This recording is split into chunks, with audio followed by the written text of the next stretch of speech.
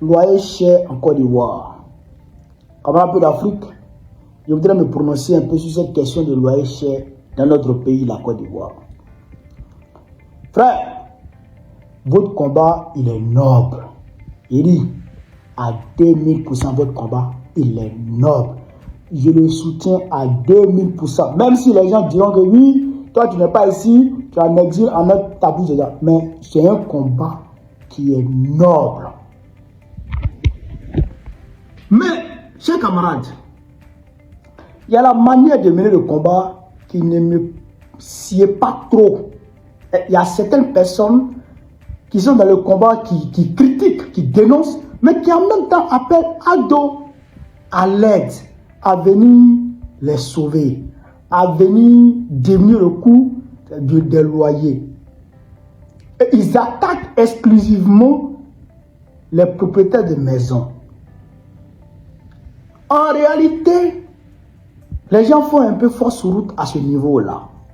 Il faut recadrer les choses. Je prends un exemple. Voici Assetou qui est dans sa cour. Son mari est décédé.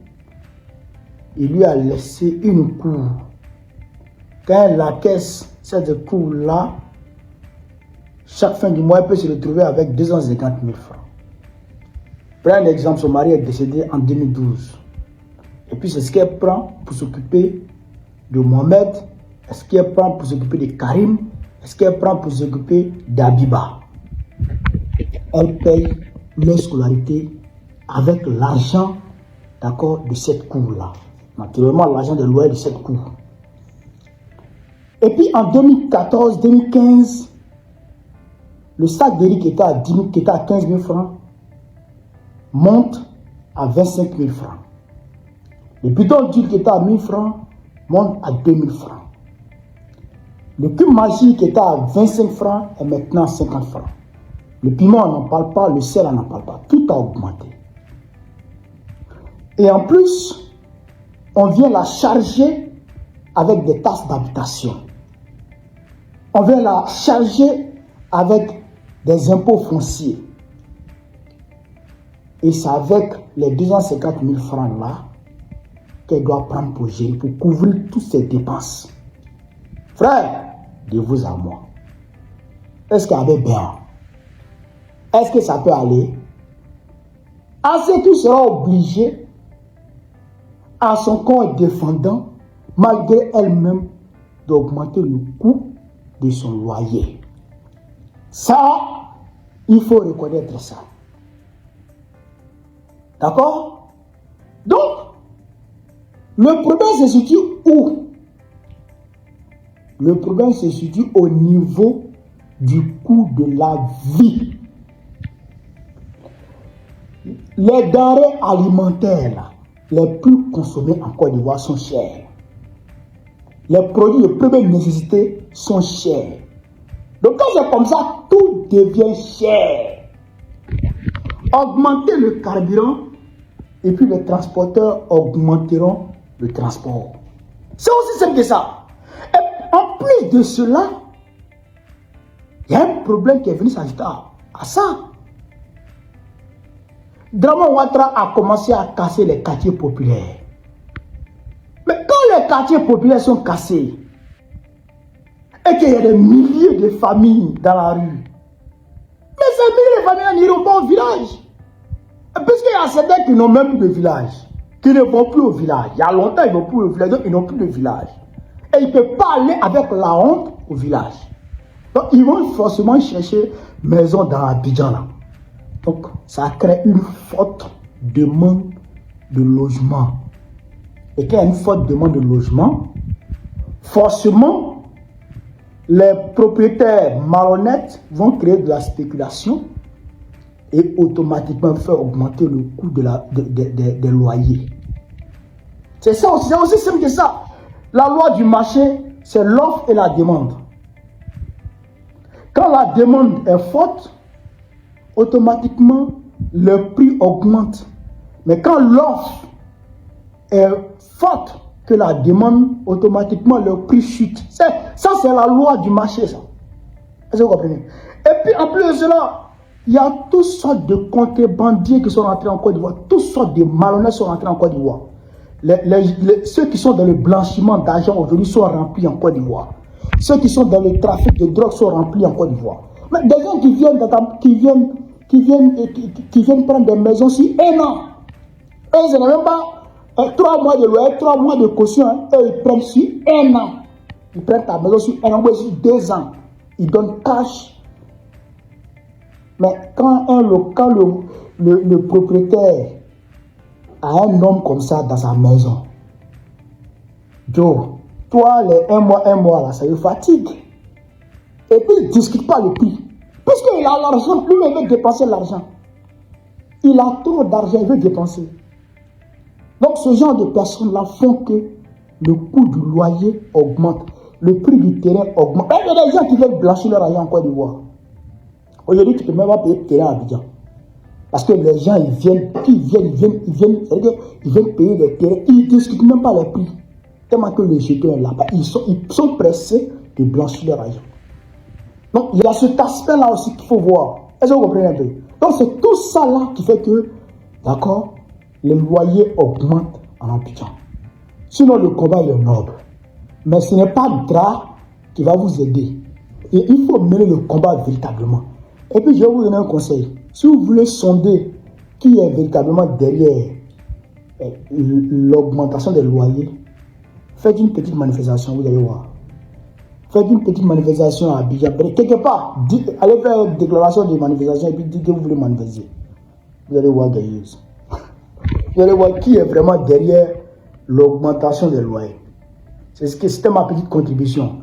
Le combat, il est noble, le combat continue. Je vous soutiens. Cacao en crise en Côte d'Ivoire. Son cours a chuté, mais le prix fixé par l'État ne baisse pas. Du coup, des milliers de tonnes de cacao ne trouvent plus d'acheteurs et s'entassent dans les entrepôts. L'État s'est engagé à racheter le stock, mais l'État et les syndicats ne sont pas d'accord sur le volume de cacao entassé dans ces entrepôts. Reportage de Julia Gouganay. C'est une attente insupportable. Depuis 2 mois, pas 1 kilo de cacao produit par les planteurs de cette coopérative n'a pu être vendu.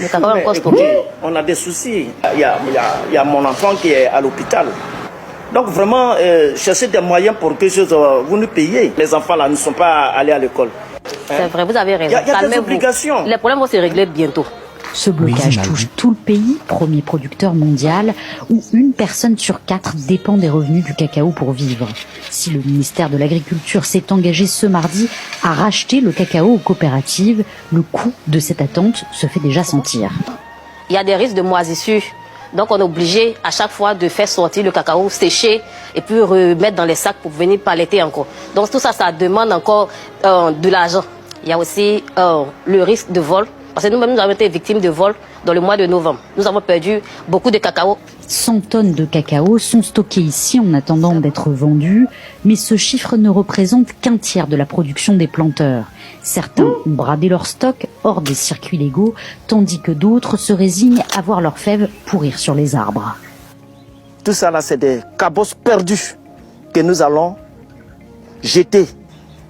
À cause du manque d'argent, on n'a pas pu payer la main-d'œuvre et puis les produits d'entretien. Derrière cette crise, un problème d'argent. Alors que le prix du kilo de cacao a été fixé au montant record de 2800 francs CFA, le cours du cacao, lui, a chuté sur les marchés internationaux. Les CCC ont préféré, au lieu de vendre le cacao aux multinationales qui ont les moyens, ils ont préféré vendre tous les volumes aux nationaux pour leur intérêt économique. Alors, assez donc ils ont vendu ce cacao, ils n'ont pas les moyens financiers pour l'acheter. Le stock actuellement bloqué est estimé à 700 000 tonnes par ce syndicat, un chiffre que dément le ministère de l'Agriculture qui s'est engagé à racheter 130 000 tonnes. Frère, vous avez compris, vous avez écouté ce qui se passe en Côte d'Ivoire. Près de 2 mois. Pas un seul grain de cacao de cette coopérative n'est sorti. D'ailleurs même, le CCC ne délivre plus d'autorisation d'exportation du cacao. C'est-à-dire que les gens sont là, le cacao là, ils ont envoyé ça dans les coopératives. Les coopératives sont venues peser. Mais là même, maintenant même les coopératives ne veulent même plus peser. Mais ce qui est derrière là, c'est ce qui est déjà stocké dans les magasins. Ce qui est encore stocké dans les camions qui sont là. Donc ça ne bouge pas. On ne va pas prendre ce qui est dans vos magasins encore pour acheter dessus. Donc eux-mêmes à l'air, Cacao cherche les acheteurs, les acheteurs même se cherchent. Frère, Cacao court derrière acheteur regarde Cacao comme ça, puis il met dedans.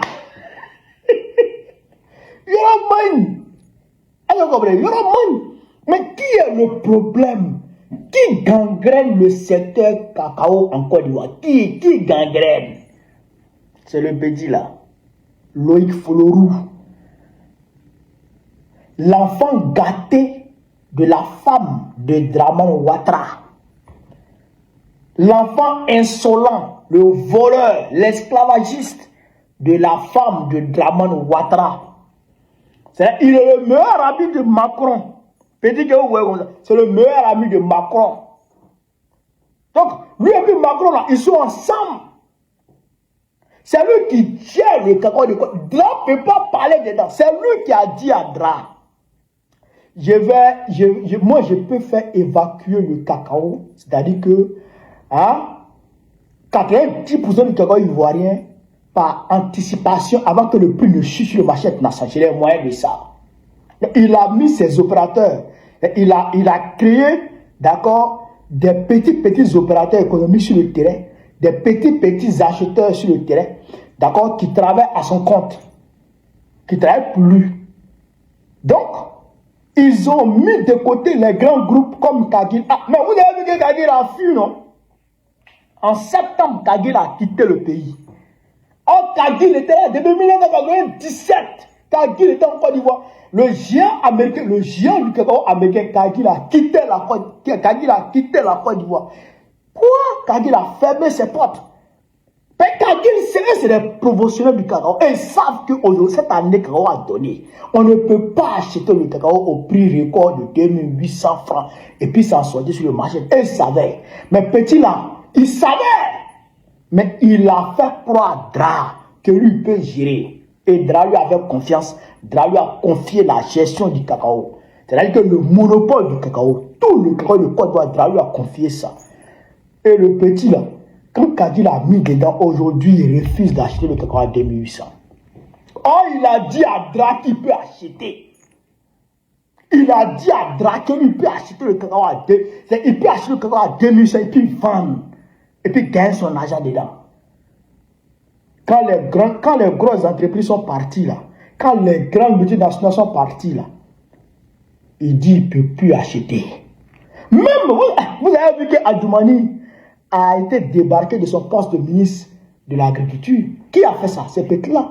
Parce que Adjoumani, le 20 janvier dernier, Adjoumani a fait un communiqué pour dire, une conférence de presse, d'accord, dans laquelle il a dit que l'État va payer 123 000 tonnes de cacao à 2800. Il dit pourquoi Adjoumani a dit ça? Petit a dit pourquoi Adjoumani a dit ça? Est-ce que c'est Adjoumani qui paye? Il a mis gamme sur Adjoumani. C'est pourquoi Adjoumani a été débarqué. C'est pourquoi Adjoumani a été débarqué de son poste de ministre de l'Agriculture. Il a fait partie Kagil. Ce grand groupe-là, il a fait partie Kagil. C'est pourquoi les troupes sont fâchées contre Dra. Est-ce que vous comprenez? Puisque peut-être là, il travaille avec Macron.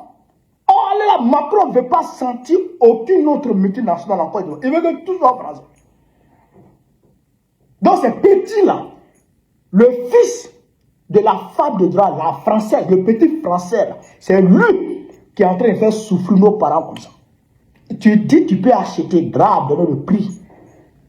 Maintenant, tu dis tu n'achètes plus. Il dit il n'achète plus à ce prix parce que ça ne va pas. Il dit parce que ça ne peut pas. Mais c'est un insolent, c'est capricieux. Il a dit je l'ai fait. Aujourd'hui, il ne peut pas faire. Et puis on dit, mais pourquoi tu ne peux pas faire? Il dit, parce que je ne peux pas. Il n'a rien à dire. Il dit, il ne peut pas. C'est fini. C'est Pétla qui crée tout le problème à nos parents. Mais quand on parle aux gens, mais ils ne comprennent pas. On vous a dit Dra là, il n'est pas bon. Dra n'est pas bon. Dra n'est pas bon. Lèvons-nous, chassons Dra. Les gens ont dit non. Apolitique. Aujourd'hui là, c'est pourquoi nous nous battions là. C'est ça qui est en train de revenir vers vous là. C'est ça qui vient vers vous. Nous on se battait contre tout ça là. Pour que la Côte d'Ivoire soit un État sérieux. Un État sérieux. C'est-à-dire qu'un État dans lequel l'enfant de la première dame ne peut pas venir imposer ses déshydratats sur, c'est-à-dire que sur les citoyens. Nous, c'est un État sérieux que nous on veut créer. Mais vous ne suivez pas ce qu'on vous montre, ce qu'on vous dit. Vous êtes apolitique. Voilà, apolitique maintenant qu'on vous sert maintenant. Ton enfant ne peut pas aller à l'école, ton enfant ne peut pas se soigner, or que tu as le guerre. Le cacao c'est l'or, cacao c'est de l'or. Le cacao c'est de l'or. Tu as l'or à la maison et puis tu ne peux pas manger. Puis tes enfants ne peuvent pas aller à l'école. Dra là, il faut le dégager. On vous parle toujours. Il faut qu'on le dégage. Voilà ce que vous voulez dire. Vive l'Afrique, vive le panafricanisme, vive le développement africain. Babo président de quoi très prochainement, Inch'Allah.